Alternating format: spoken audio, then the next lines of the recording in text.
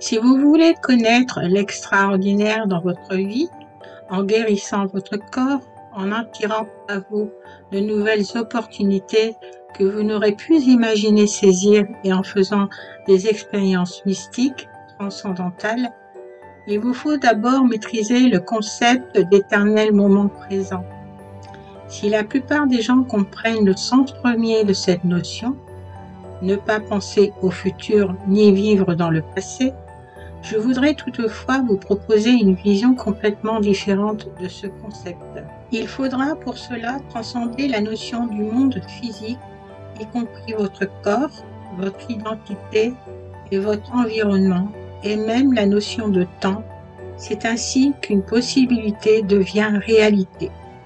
Après tout, si vous ne dépassez pas votre vision de ce que vous pensez être, ainsi que vos croyances et conditionnements au sujet du fonctionnement du monde, il vous ne sera pas possible de vous créer une nouvelle vie, un nouveau destin. Vous devez donc cesser de vous mettre des bâtons dans les roues, transcender le souvenir de votre identité et laisser une force supérieure mystique prendre le relais. Je vais vous expliquer comment faire. Pour commencer, intéressons-nous au fonctionnement du cerveau. Quand un tissu neurologique du cerveau ou du corps est activé, il crée le mental. Par conséquent, du point de vue neuroscientifique, le mental est le cerveau en action. Par exemple, vous avez un état d'esprit spécifique quand vous conduisez, un autre quand vous prenez votre douche et encore un autre quand vous chantez ou que vous écoutez de la musique. Vous avez un état d'esprit très spécifique lorsque vous exécutez chacune de ces fonctions complexes, car vous avez probablement effectué chacune de ces tâches des milliers de fois. Votre cerveau s'active donc d'une manière très spéciale à chaque fois. Quand votre cerveau est en action, par exemple, quand vous conduisez votre voiture, il s'avère que vous activez effectivement une séquence, un schéma ou une combinaison de réseaux neurologiques spécifiques.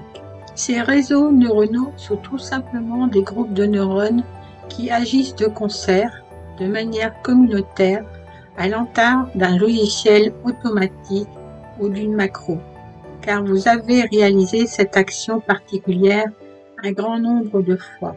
En d'autres termes, les neurones qui s'activent ensemble pour accomplir la tâche concernée nouent des liens encore plus forts.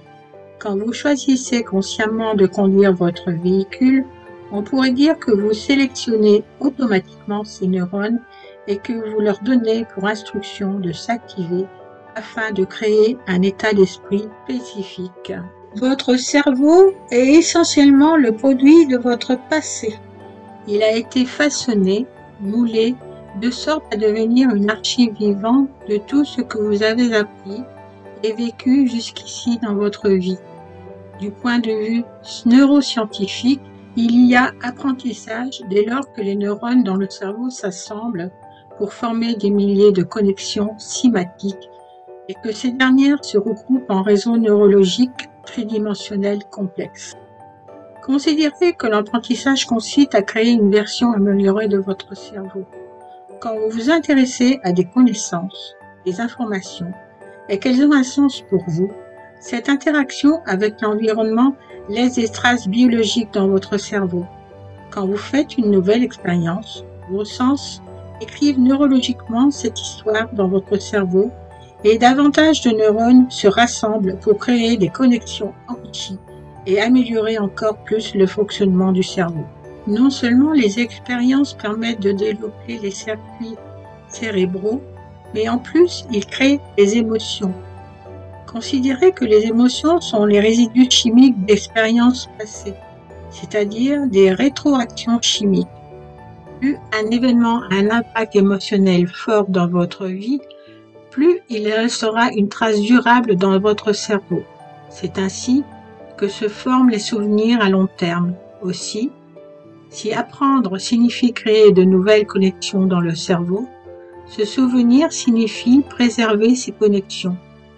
Plus vous répétez une pensée, un choix, un comportement, une expérience ou une émotion, plus les neurones concernés s'activent et créent des liens, et plus ils développeront une relation à long terme.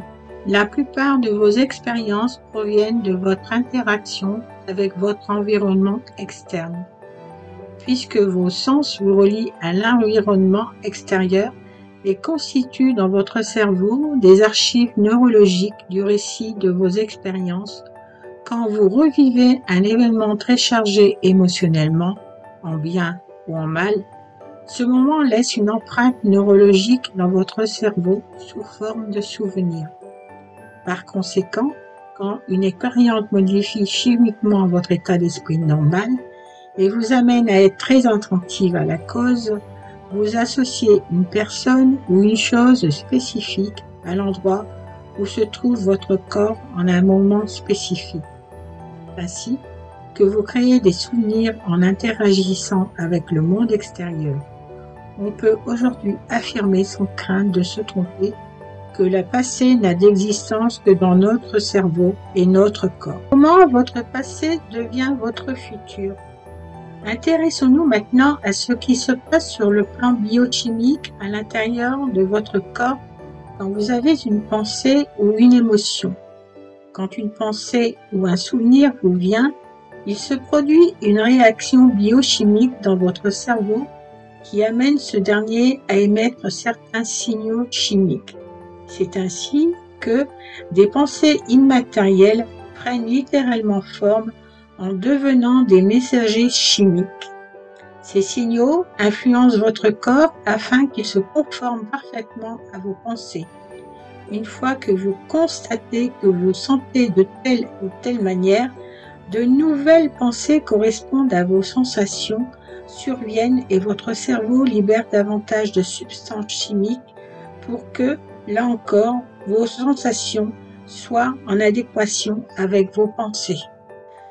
Par exemple, si vous avez une pensée de peur, vous commencez à éprouver de la peur. Au moment où vous ressentez cette émotion, elle vous influence, provoquant en vous davantage de pensées de peur qui engendrent elles-mêmes la sécrétion de nouvelles substances chimiques dans le cerveau et dans le corps, ce qui renforce votre sensation de peur. Et c'est ainsi que vous vous retrouvez piégé dans le cercle vicieux. Vos pensées créent vos sensations et vos sensations créent vos pensées.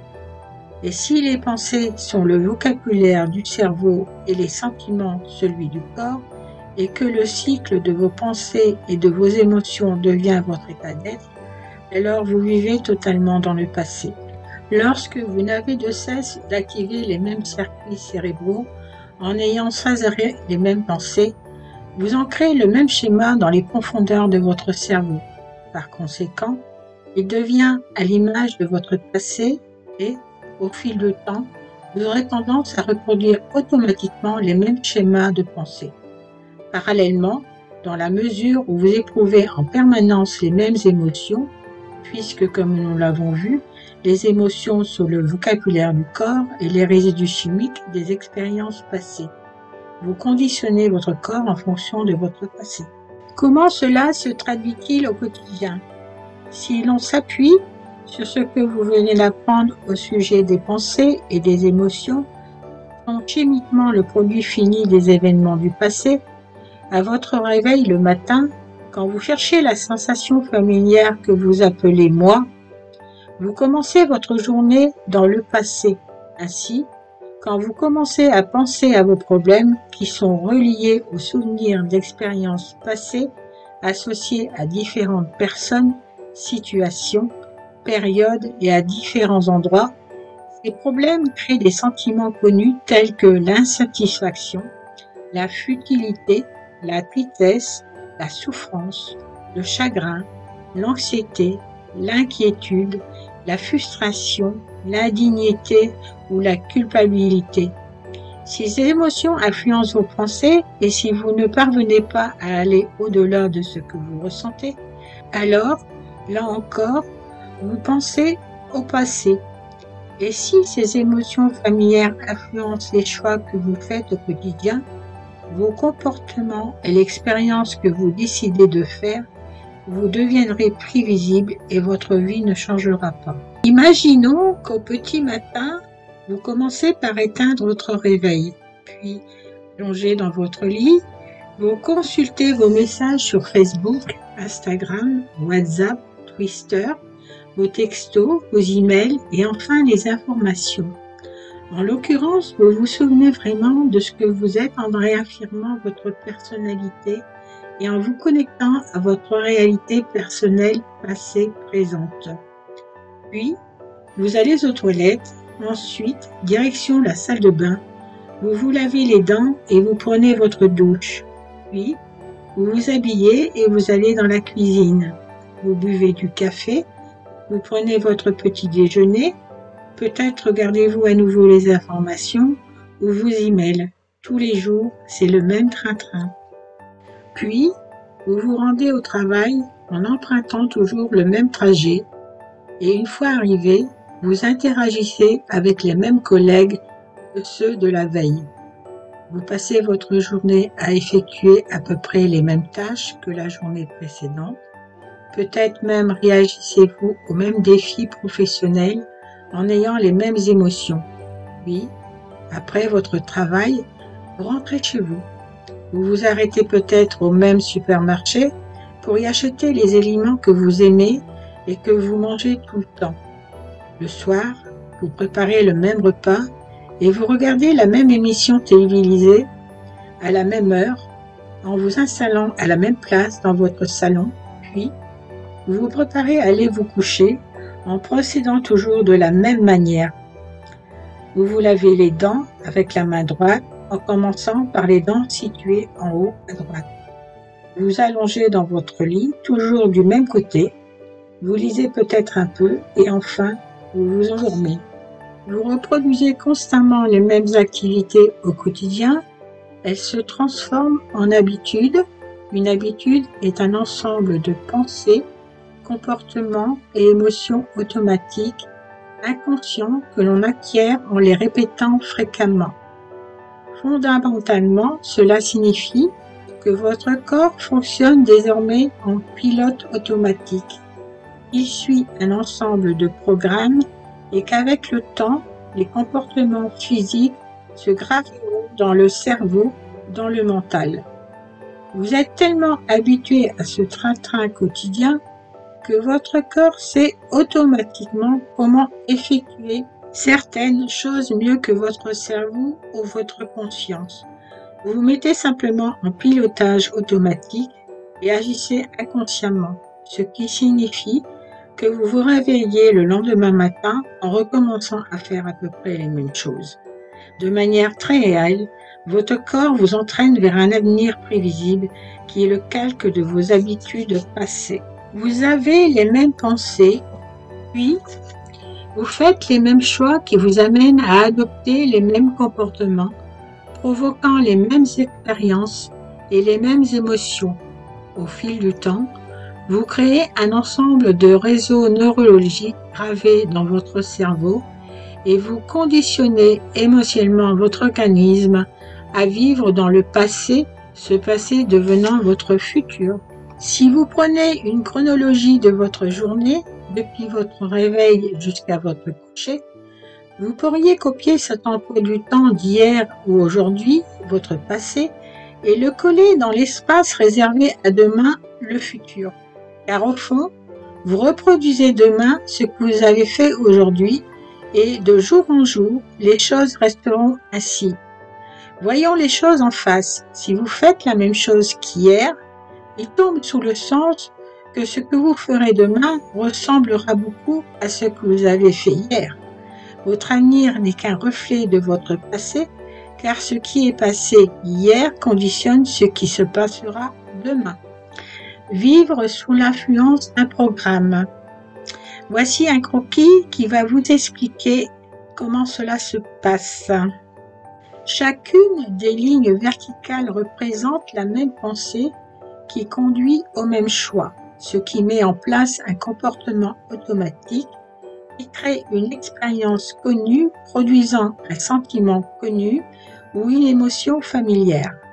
Si vous continuez de reproduire la même séquence avec le temps, les différentes étapes individuelles fusionneront et formeront un programme automatique. C'est ainsi que vous perdez votre libre arbitre au profit d'un programme. La flèche représente une expérience inconnue qui vous arrive entre le moment où vous êtes au volant de votre voiture pour aller travailler, en sachant que vous allez encore être en retard, et le moment où vous tentez de faire un arrêt au pressing. On pourrait dire que votre mental et votre corps font partie du domaine connu, le même futur pouvant être prédit en fonction de ce que vous avez fait dans le même passé connu, et que ce futur connu, certain, il n'y a pas de place pour l'inconnu. En effet, si quelque chose de nouveau survenait, si un événement inconnu devait se passer dans votre vie et modifier le même emploi du temps prévisible, vous serez probablement perturbé. Vous considériez probablement qu'il s'agit d'un événement gênant, problématique et franchement inopportun. Vous pourriez penser: peux-tu revenir demain? Le moment est mal choisi. En fait, dans une vie prévisible, il n'y a pas de place pour l'inconnu. Mais l'inconnu n'est pas prévisible. Par définition, il est incertain, tout en étant palpitant, puisqu'on ne peut l'anticiper. Il est inattendu. Laissez-moi vous poser une question. Dans votre vie prévisible, quelle place laissez-vous à l'inconnu?